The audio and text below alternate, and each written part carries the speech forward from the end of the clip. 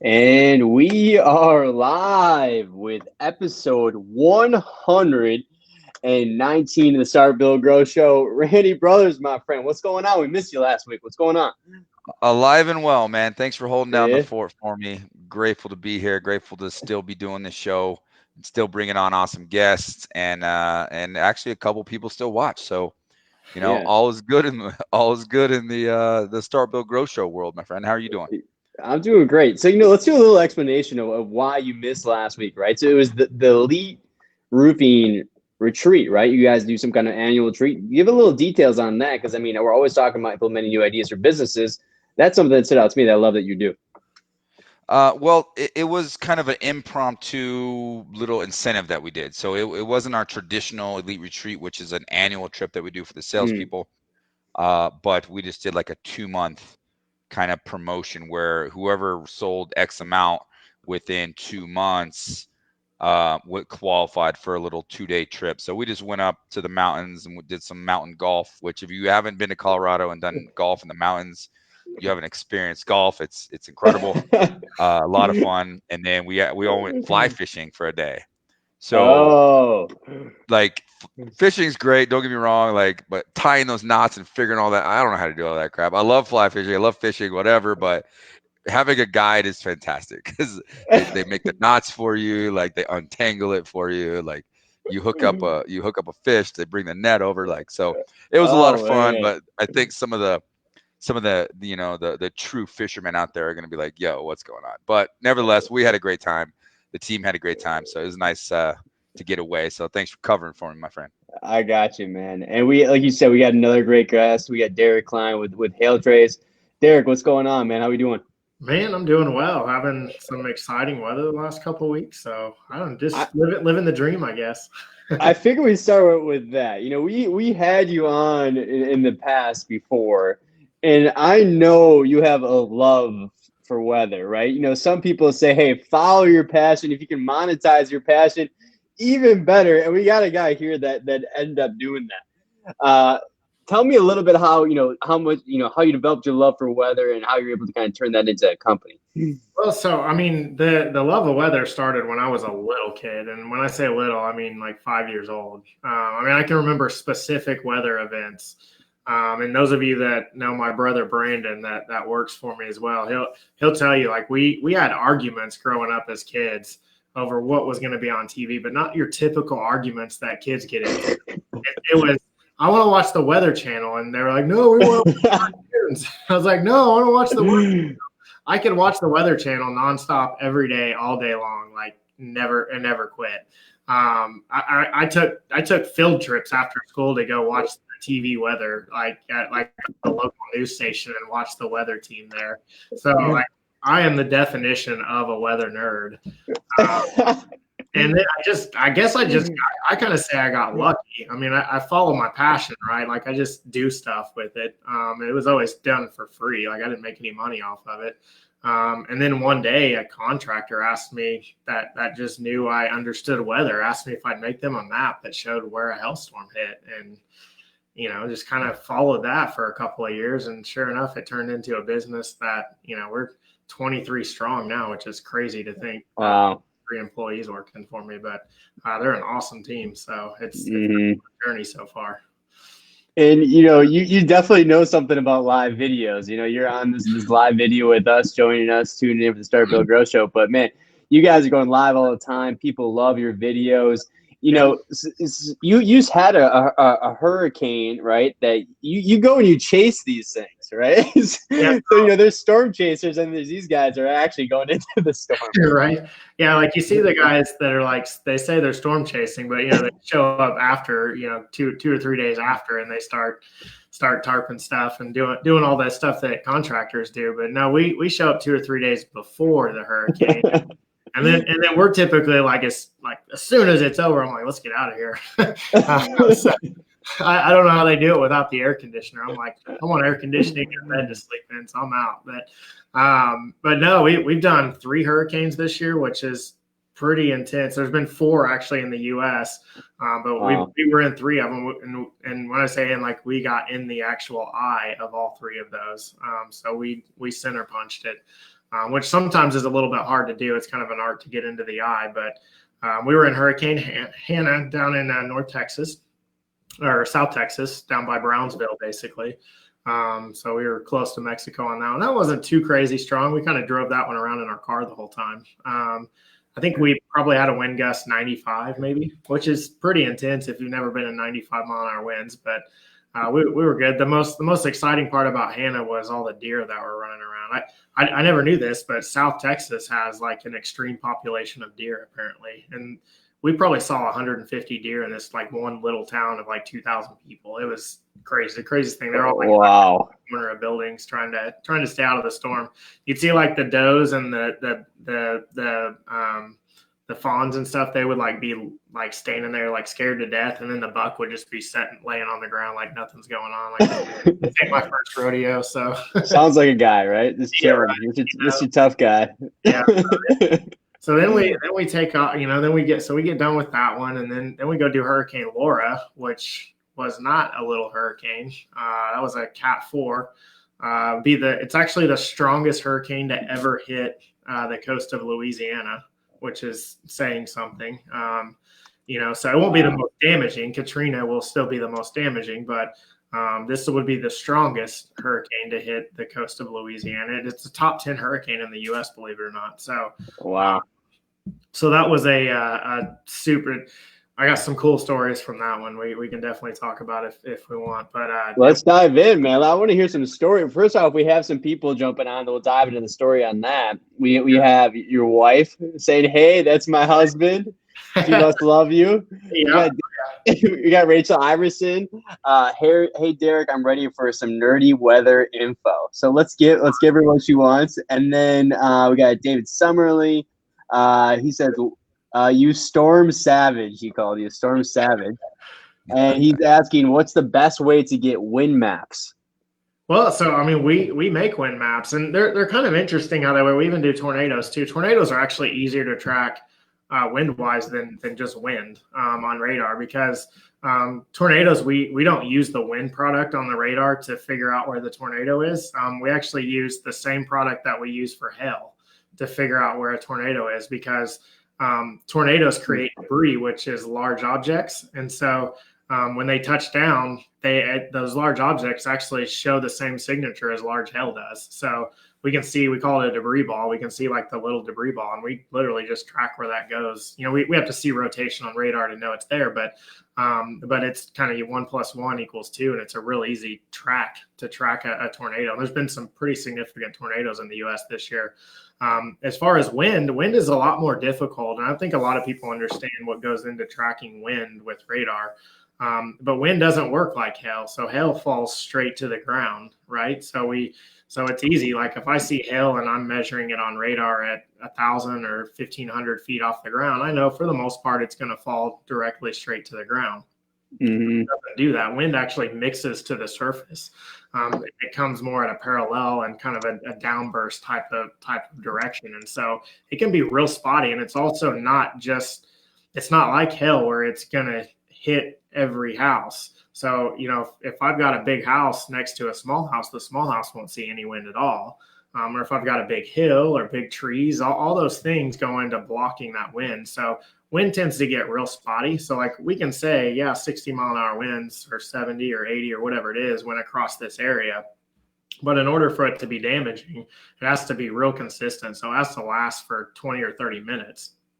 And most wind doesn't last that long. Most wind lasts for 30 seconds. And it leaves very, very sporadic damage behind. So it's not like working a hailstorm, but it's definitely doable. You can definitely figure out that area. Now you can get a derecho like what we had in Iowa, where they had winds estimated at 140 miles an hour in Cedar Rapids, so we're talking cat 3, cat 4 type stuff. And I watched a video from there, and that wind lasted for 30 minutes. I mean, it got wow.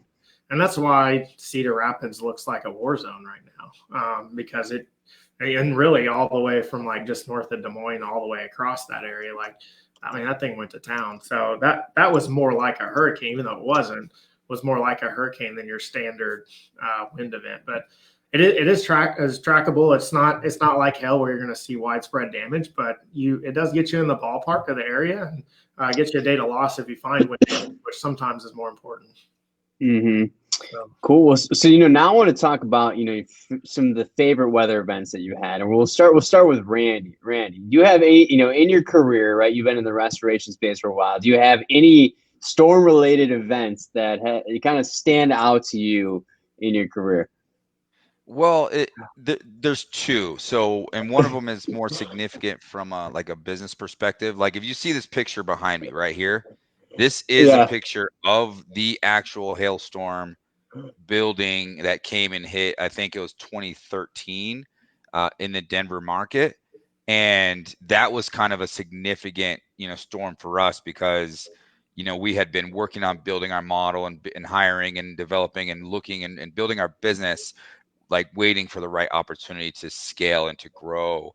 And that storm like brought everything together, and we saw like we 3x'd our year that year. We significantly grew. So that was kind of like I look at that moment as like when we kind of made it to the major leagues, if you will. We've been Mm-hmm. playing in the amateurs, trying to build this business, trying to make things happen, and then that big storm was an opportunity. So there's some significance to the picture that you see behind me, from a business and just life perspective.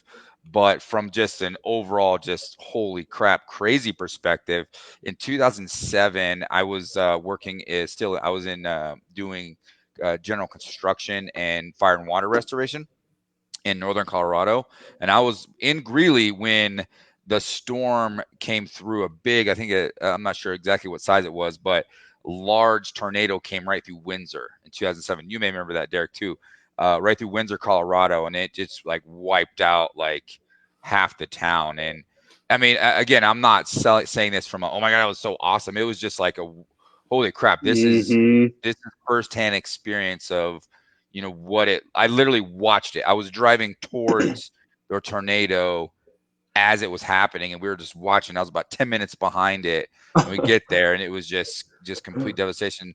By the grace of God, like only I think there was I don't think anyone actually perished, or maybe one person died out of that whole thing, and it wiped out like a whole town. So luckily, it wasn't like super tragic from a life perspective. Mm-hmm. But man, from being able to be there and seeing it happen and seeing full size like tractor trailer trucks flipped over into buildings and buildings completely destroyed, like that brought a lot of like I'll remember that experience from for forever. We were there for months. Just right away, actually, we went and bought as much OSB, as many tarps, as many things we can, and we were just on there trying to remove trees and put up and board up windows and do everything we can to just help and support the community. At that point, there was no business. It was all just people coming together to support one another.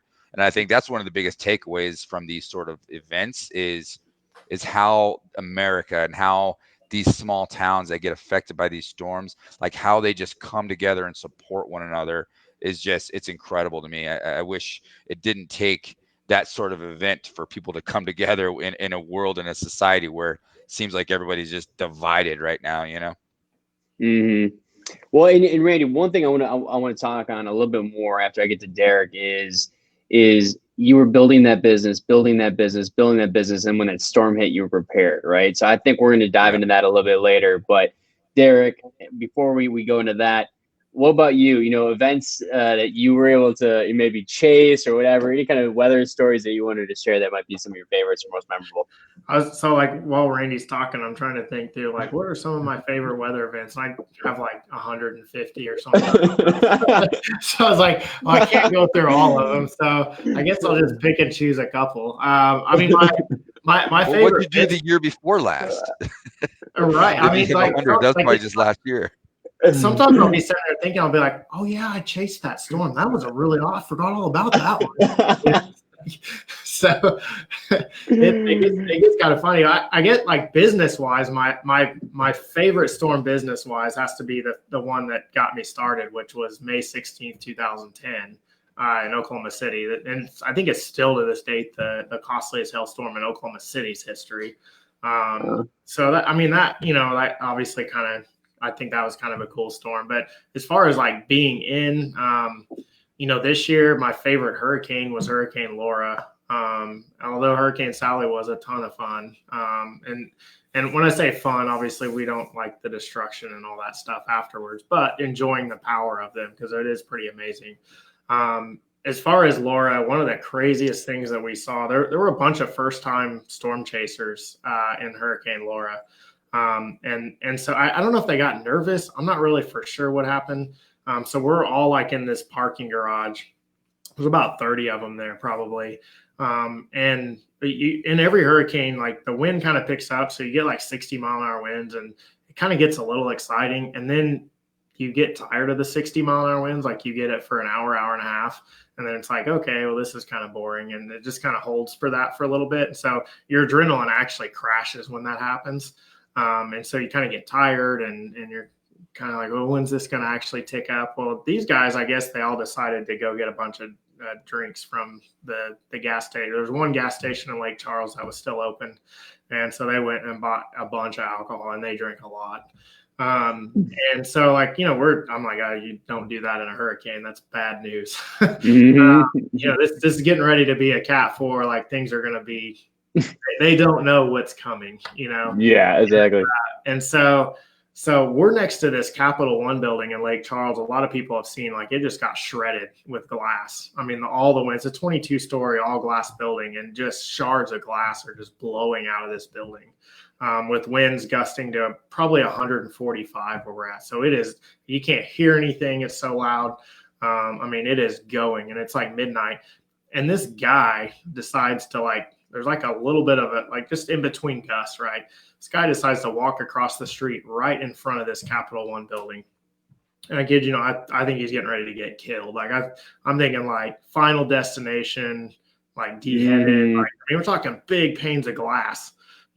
Big panes are like breaking off and then blowing. Luckily, the wind was kind of down, but while he's standing there, it literally just flips a switch and you just see the wind, like 130-mile-an-hour wind gust hits him, starts pushing him across the parking lot like he can't stand in it. And then you just see the maybe 10 windows just go and just shatter and blow all over him. And I'm like, jeez. Oh man. It was and it ended up, he had way too much to drink was his problem. That was why he was out there. And it ended up cutting an artery in his ankle, food off, and there was blood. It was bad. Man. So that was like the first time that I've seen something in a hurricane that I was like, I can't believe I'm actually watching this right now. So that was this year in a hurricane. That was pretty intense. So this year I also started chasing for our local news channel, the ABC news channel here in Oklahoma City. So like I'm on the air on TV all the time doing that. Literally Are you promoting Hail Trace too? Can you do that? Can you do some cross promotion? I can share stuff on Facebook. They're like, yeah, no, it's not your platform. I'm like, all right. No, I don't care. But my very first chase, we got a tornado. So I was on the air covering a tornado.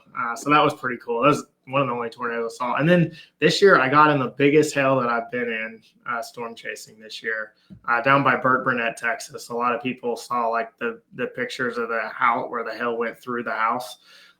We were in that storm. It literally chipped paint off my truck. It was like we were in hailstones like that. It was wow. It was cool stuff. It was pretty intense. So that was pretty cool. So I guess for this year, those are some of my favorite storms. I could probably do that on every single year for the last 20 years. And like, oh, well, then this year there was this storm. And yeah.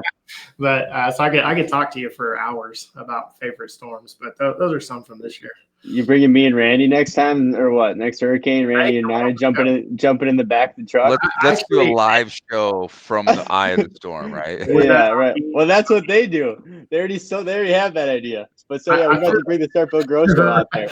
Yeah. I think in Hurricane Laura we had, I don't know if we're at like 400,000 or 500,000 views or something. Are you serious? Wow. Like wow, that was pretty intense. And that's at like midnight or 1 o'clock in the morning too, which is even crazier. That's crazy. Well, so the next kind of thing I want to talk about is sales and marketing strategies. We could talk about how we can implement Hail Trace and that and everything like that. But Randy, I want to start with you actually in terms of what you said prior to that storm in 2013 hitting. You said, hey, we had the business prepped, we had it ready to go. And when that storm hit, we already had the well-oiled machine, right? It was game on.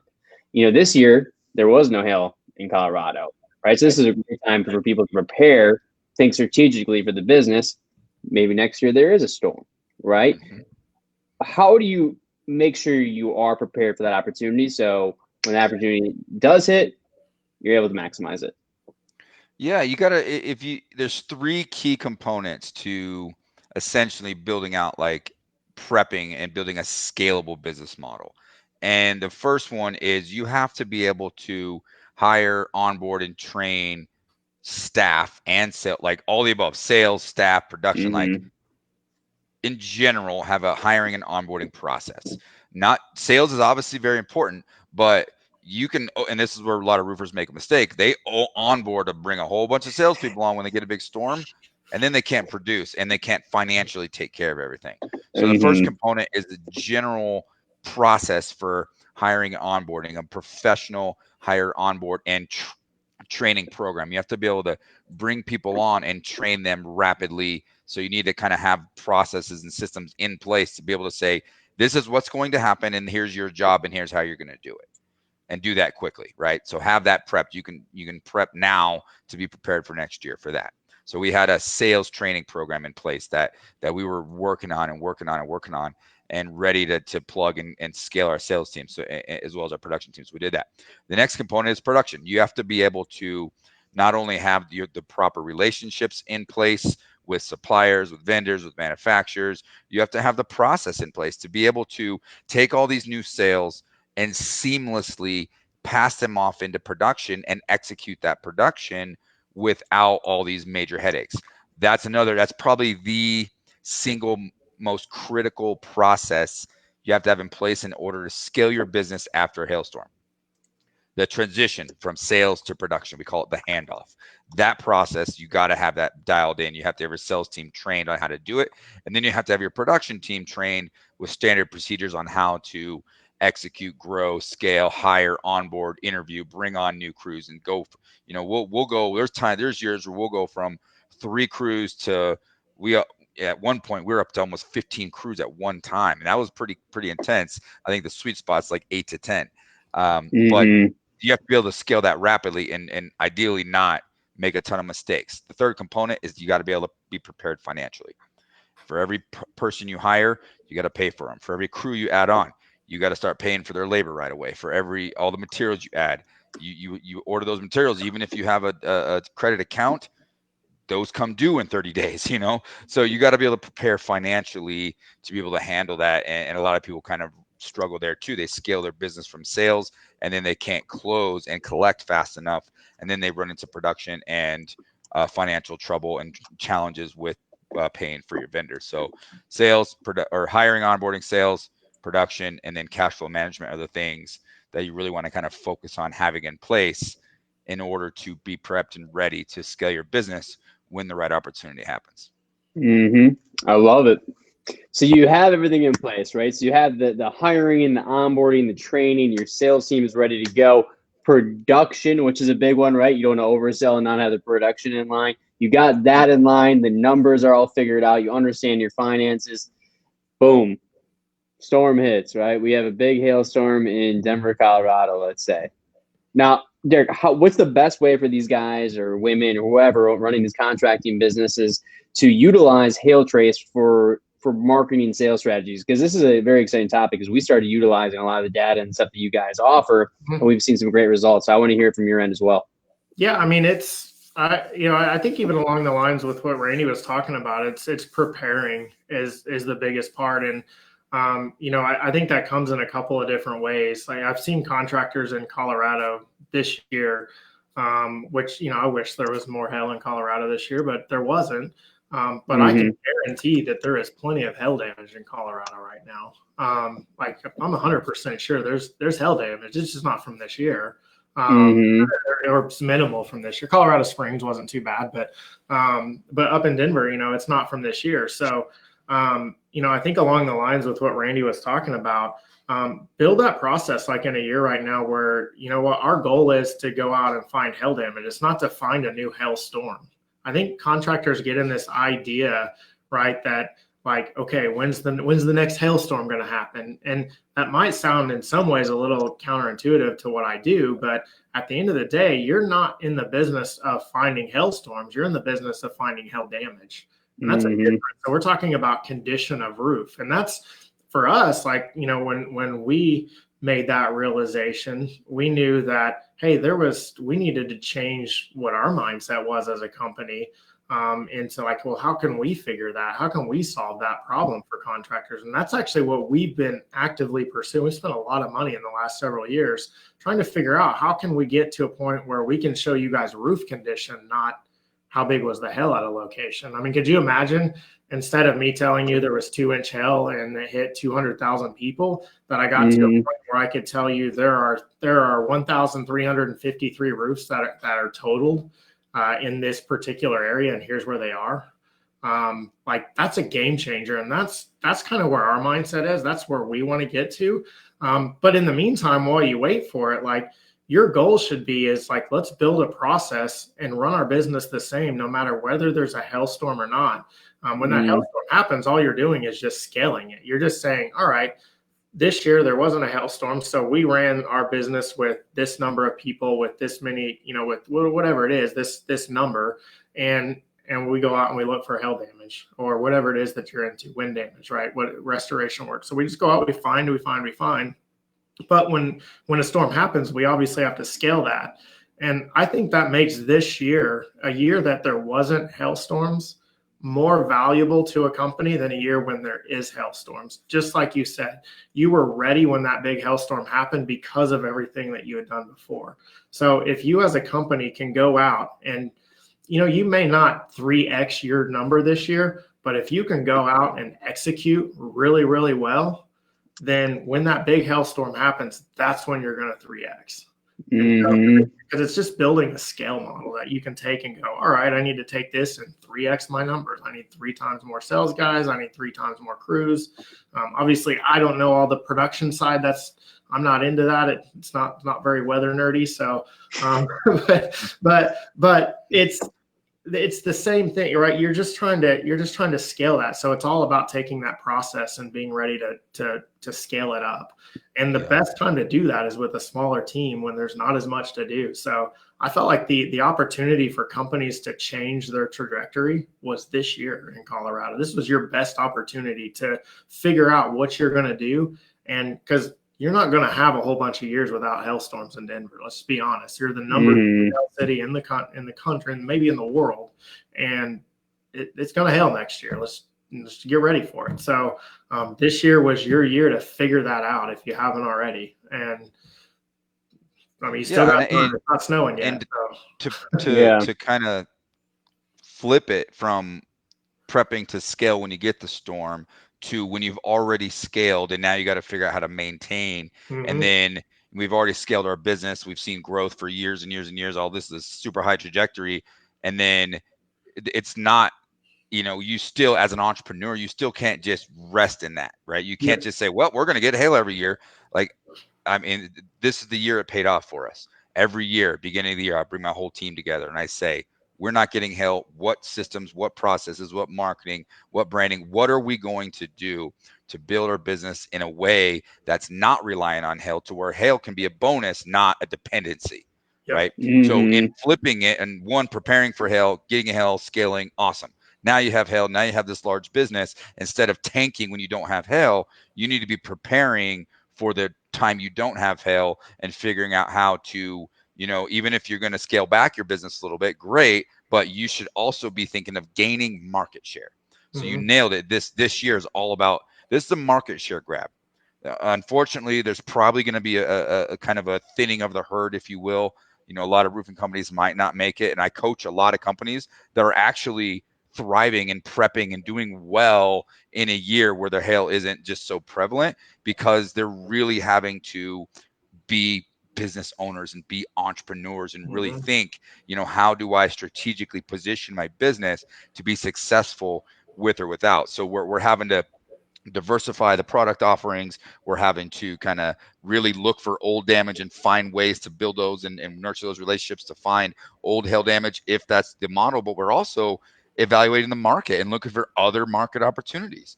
Yeah, we've had no hail. However, the real estate market is still going up like 8 or 9%. There's still a ton of real estate transactions being happening. And when does hail get discovered? During a real estate transaction. So why Hmm. not put all your eggs in that basket in a year when you don't have hail? That's just the mindset we need to get wrap ourselves around. And there you go. This is a free show, and that's stuff that we work on.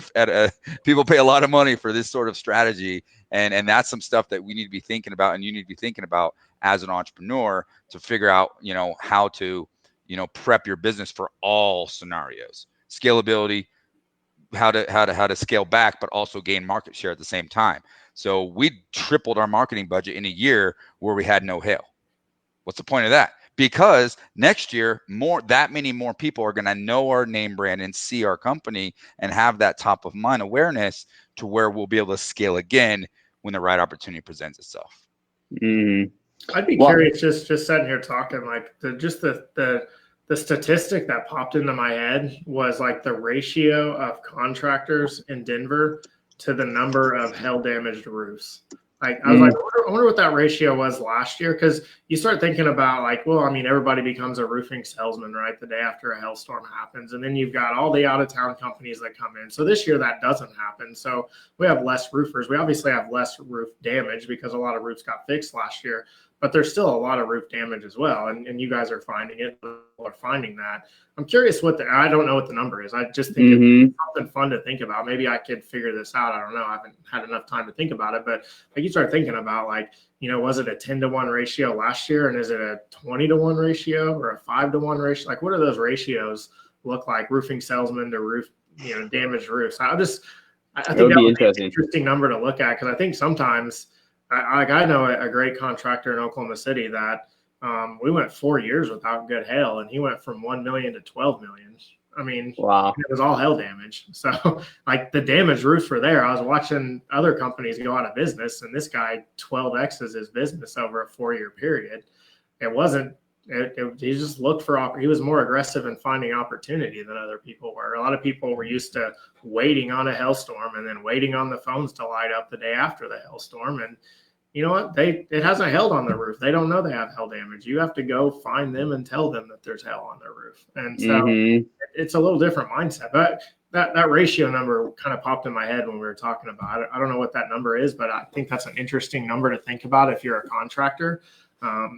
Is how many contractors are in the area versus how much roof damage is in the area, and what does that look like on a year when we haven't had a hailstorm, and what does that look like on a Hmm. year that we have? Because that's really your opportunity number. Right, exactly. That it would be an interesting. If you can figure out that set, that would be very interesting. Yeah, I'll touch. Uh, Well, so yeah, go ahead, Randy. yeah. So perfect segue. So whether you got a hailstorm or not, when you find the damage, what's the first thing you got to do?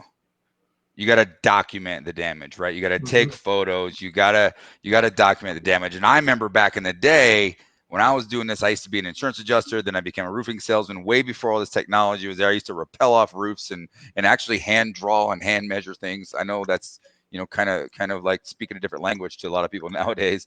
But before that, we used to have to take a lot of photos. I used to carry around a digital camera with like a cord on it and hook it to my wrist and have to take all these photos, take the little disc out, put it into my computer and upload them and have them ready to go. That was even before, cell phones were a thing. But nowadays we have an app called Company Cam, and they Mm, have completely, changed the game in our industry. I know you guys are closely related. You guys work really well together.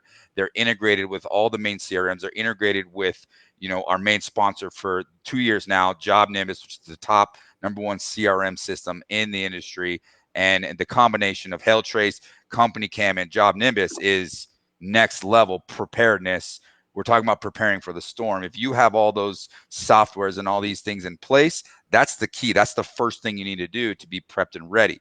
Then you find the storm, you got to document it. Use Company Cam, documents it. It tracks exactly where you are, geolocates the job, automatically uploads it into your system without using your data, without using, well, not necessarily your data, but your storage on your phone and or using SIM cards.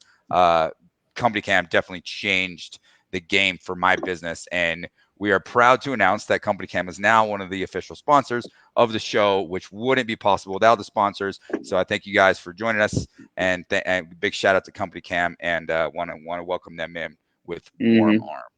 Absolutely. Yeah, because you guys actually have the event that you guys run every year now together, which has been awesome. How many cities do you guys hit, Derek?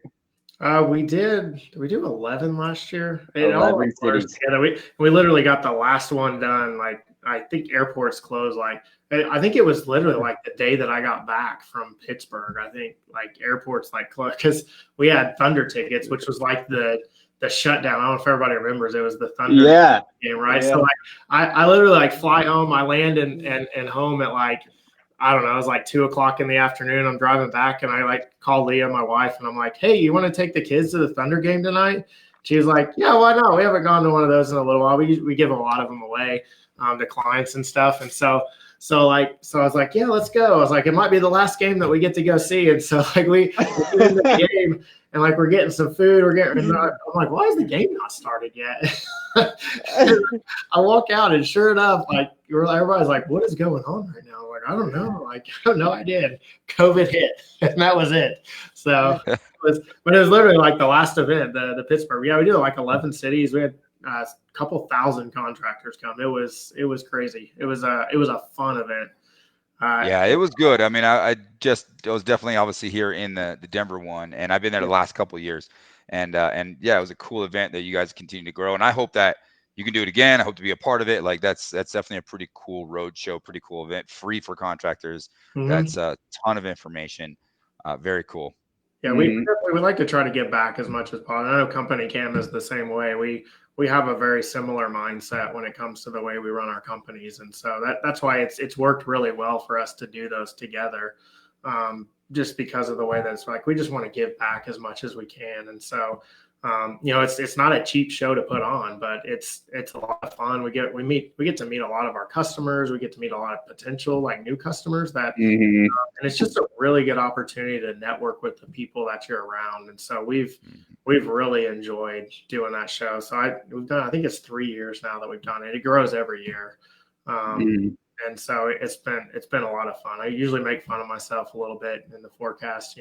We have to be wrong at least half the time. So Well, you got Denver wrong, so I did. I got to We definitely dropped the ball on Denver. I remember that We one. were I bright remember red. We that were one. all excited. We are like, yes, we're getting a monster storm this year, Yeah. and it's all your fault, Derek. Yeah, we definitely dropped the ball on Denver. So Well, I just want to make sure for our sponsors, before we dive into the last kind of part we're going to talk about, I want to dive more into the non-hail roof damage, how to find that, and how to utilize that. But before we do that, for Job Nimbus, of course, if you guys want to learn more, go to info.jobnimbus.com/roofing-academy. And then for Company Cam, you guys heard it, I'm sure, on your ads by now, Company Cam is free. So if you guys want to sign up for your free account, companycam.com/SBG show.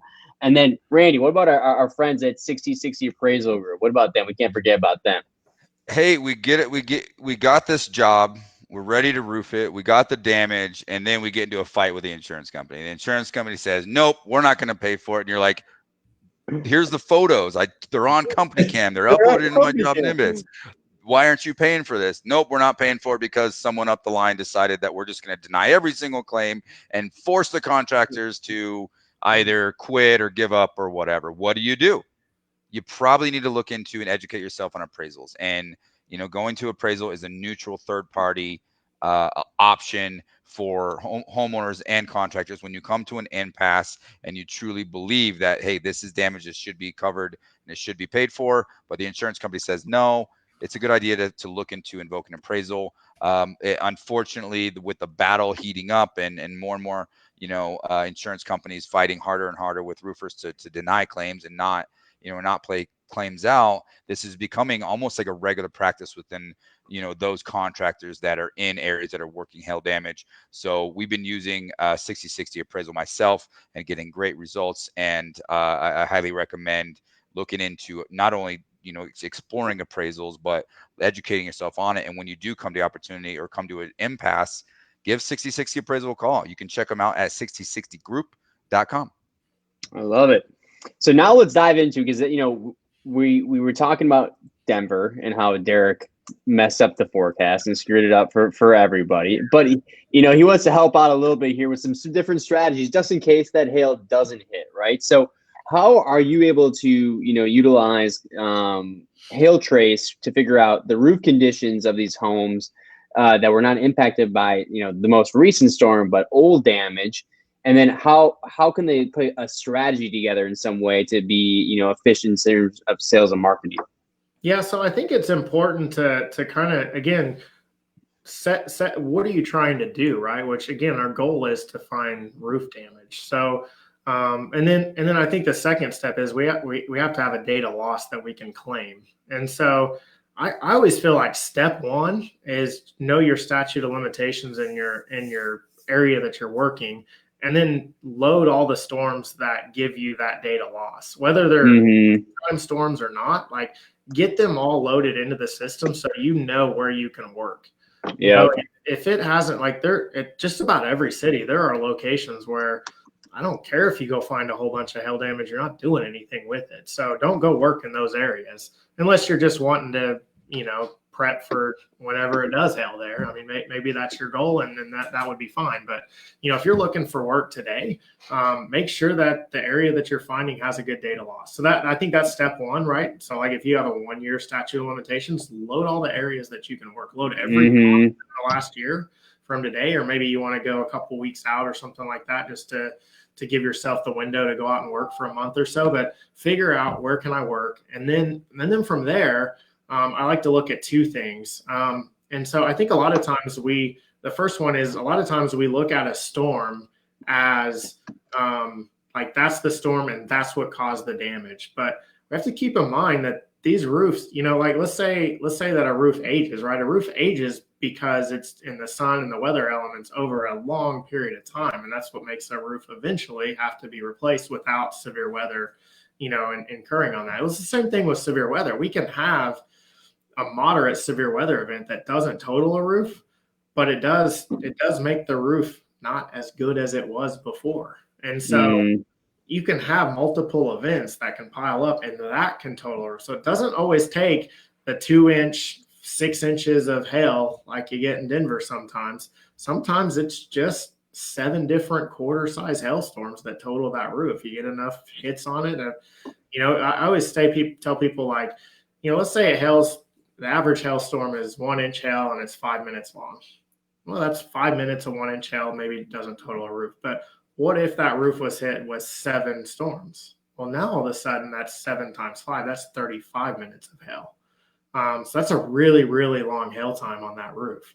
So think that way, right? It doesn't have to necessarily be that. And then understand what it is that you're looking for when you're going to look for damage. So we use a canvassing app or something along those lines. But so if it's the areas that were impacted 7 times, so we overlay all those areas, and it tells me this is my little window that I have to go work in, right? But then I also realized, what? An impact resistant roof is not being damaged, and it still wasn't enough. But these 3 tabs are shredded.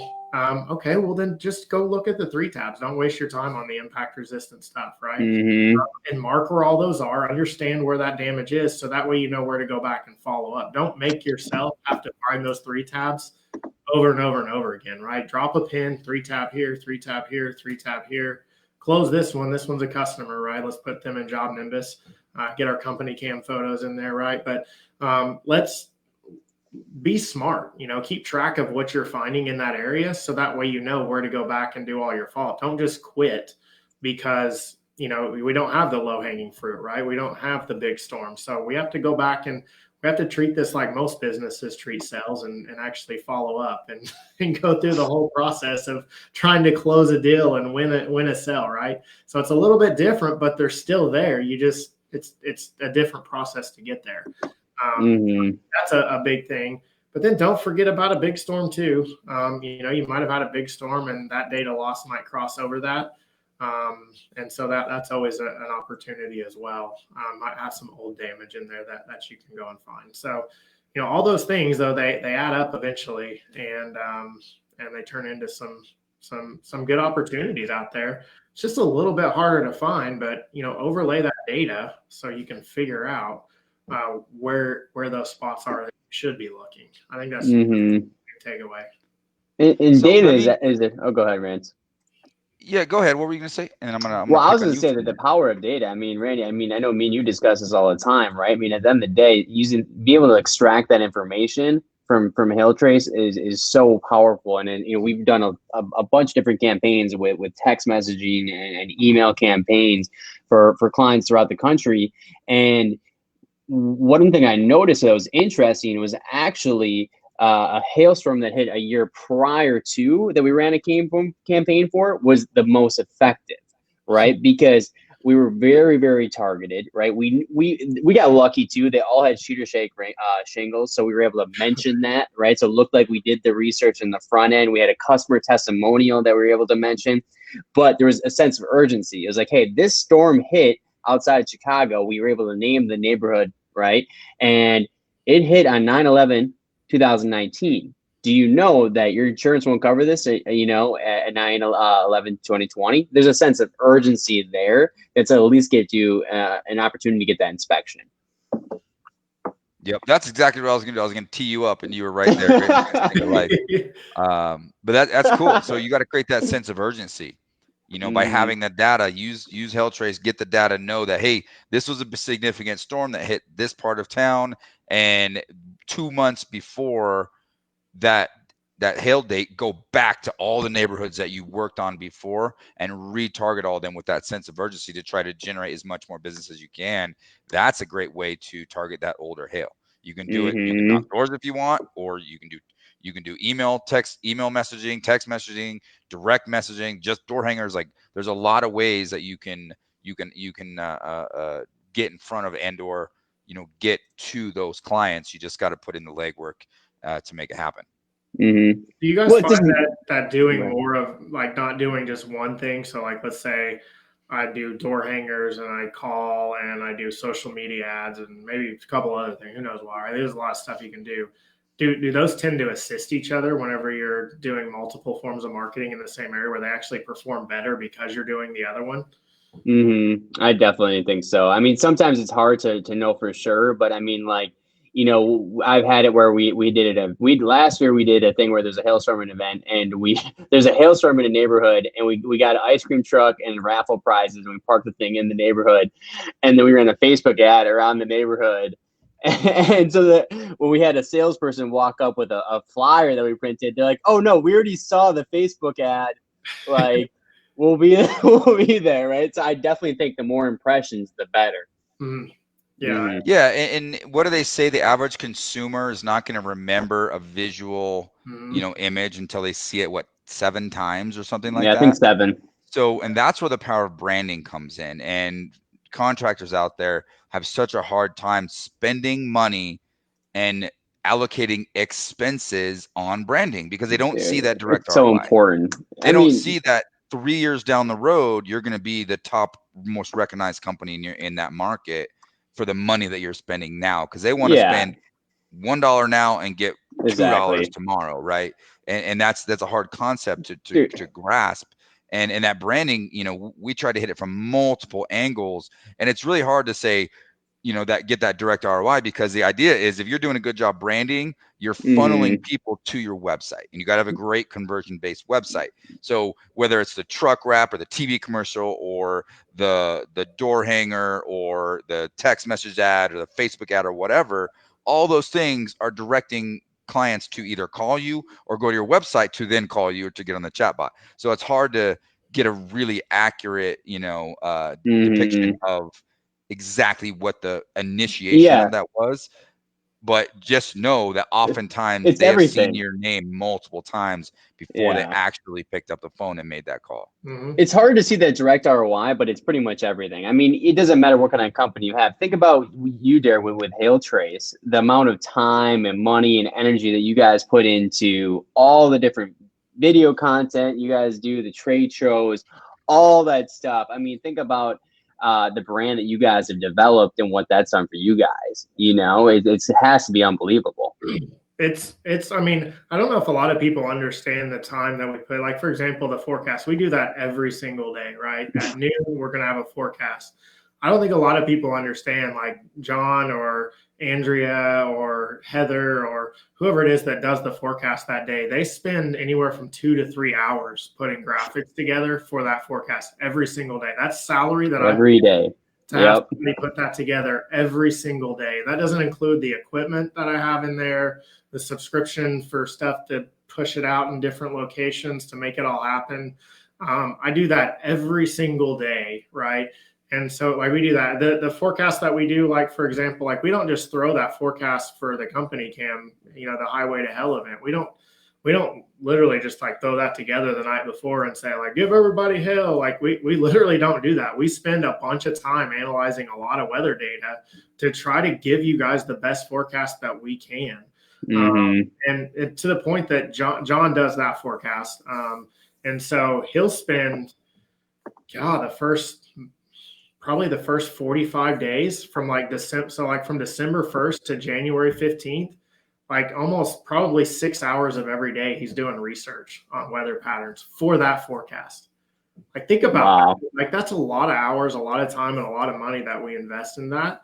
And so, but that's all it's branding for us, right? Like people, like I want to be viewed as an expert when it comes to weather data. And the best way to do that is to show people that you're an expert. And for contractors, the same way. Like sometimes you feel like you're getting in people's face and like pushing it. And I'll admit, I think it's easier with weather data to do that because you guys have like a really big passion for it. It's not like homeowners are super excited about cedar shake roofs or the latest roofing product to hit them off, the streets, right? Like they don't really care about that, let's be honest. But at the end of the day, it's still the same thing. You've got to get that. You've got to let them know that you're an expert in what you do. And it makes it so much easier to sell at the end of the day. But it doesn't come from being in front of them one time. Like you're going to have to get in front of them a lot. A lot of times it's not your knowledge of shingles that make you an expert. It's just how often you're in front of them that you become perceived as an expert because you spend so much time in front of them. And hopefully you're good at what you do. They'll that eventually, if you're not, it'll come and come back to get you. But but that's the way it works, and it's but it's hard because it takes a long time to do. It doesn't just happen overnight. In a day and age where everybody wants an easy button. Right. Exactly. I'm kind of I'm a hybrid millennial technically, but like you got to throw that out there. Like the younger generation, we've been bred to like, we can just go on YouTube and get the education we need. We can be the master of something in a matter of weeks, not years, not decades. Like, and that's the mindset. Unfortunately, that's kind of where our society has come to. And it's just not true. You still got to put in the time to become an expert in your field. Well, the more that you're able to change your mindset from, hey, I want to pay this much and get this many leads to investing into building up your brand and deciding that I want to be known as an expert. Once you earn that badge, which takes so long to get, and you can lose it like that if you mess up as an expert, the rewards, I feel like, they start coming in. All that hard work all of a sudden starts to pay off, and the perception of value that you have to offer people is just so much higher because of that dedication. And you don't know what the cap is. See that? Right behind my shoulder. That's the compound effect. The compound effect, right? Small actions done over time equal big results, and it's the consistency of doing the same thing and mastering your craft over and over and over, and investing and becoming that expert and becoming that brand that you want to be over and over and over will compound itself into a large business and a large, massive impact in your market. Amen to that. Well, hey guys, this has been an awesome episode. I'm going to try to wrap this up. So what we do is we always end it out with a golden nugget, right? Some kind of tip, advice, implementation idea. It doesn't even matter. Something you want to leave the viewers with. And Randy, we start with you, so we give the guests a little time to think of that golden nugget. Rand, what you got today, man? I love it because I feel like I've been prepped after 120 episodes or 119 episodes. I'm now trying to prep ahead of time instead of just being caught off guard, right? So on the lines of becoming an expert and mastering your craft, right? What's the old adage? It's written in books of, to be an expert in something, to be a true professional in something, it takes 10,000 hours to master that craft. That's not even true. That's about 4.5 years. I think it's more like 20,000 hours to really be an absolute master of something, right? So for those of you out there that are just getting started or just trying to dive into this industry or whatever industry it is you're in, just understand that you got to play the game for the long haul. Okay, you got Hmm. to put in your time. There is no easy button. You're not just gonna, granted, we can definitely help. There's a shameless plug. You could definitely hire a coach, hire a great marketing company, and use technology and do all these things, which is smart because that's going to help grow your education and help you learn way faster. But at the end of the day, you still got to put in the time to master your craft, to be an absolute expert at what you do. And if you can do that and put in your time, it will pay you back for the rest of your life and the rest of your career. I love it. I love it. Nice work, Rand. You brought the fire. Derik, my friend, what we got? I mean, I'll say that I agree with Randy, and I would say hire a coach whether you're an expert or not. I think accountability is like so huge with having a coach. So uh, Hmm. don't be afraid of a coach. I know, there's obviously some investment there, but I think since we were talking about branding, I'll give the nugget of like how we got started into branding and where like the trigger happened because I kind of stumbled across it. I can't say that it was like something that I thought of and was like, oh, I'm glad I'm so smart. I figured this out. Like, I really just got lucky.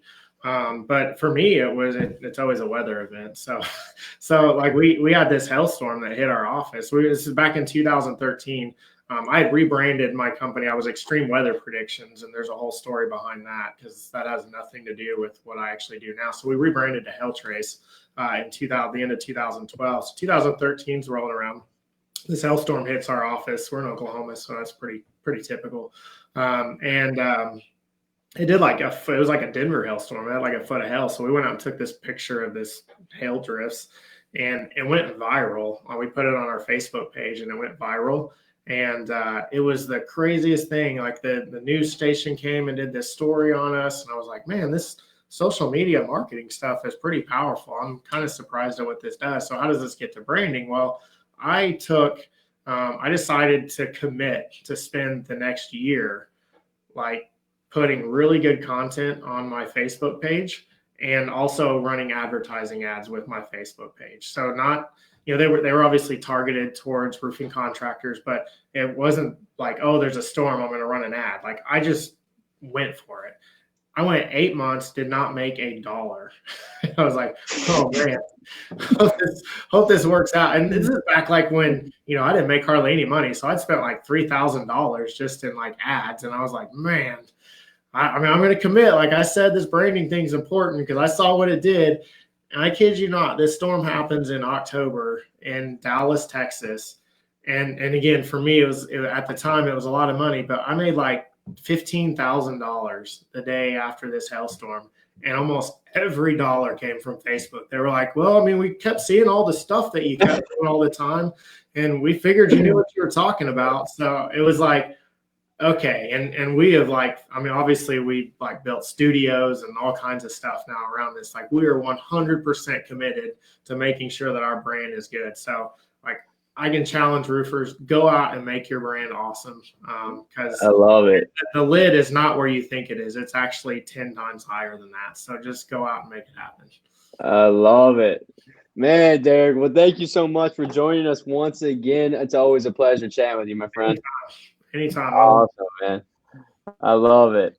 Stay Rand, safe. God bless. Have a good night, everyone. all right, thanks, guys. Thanks for tuning in to episode 119 with our boy Derik Kline with Hail Trace. Make sure to subscribe. Press the button.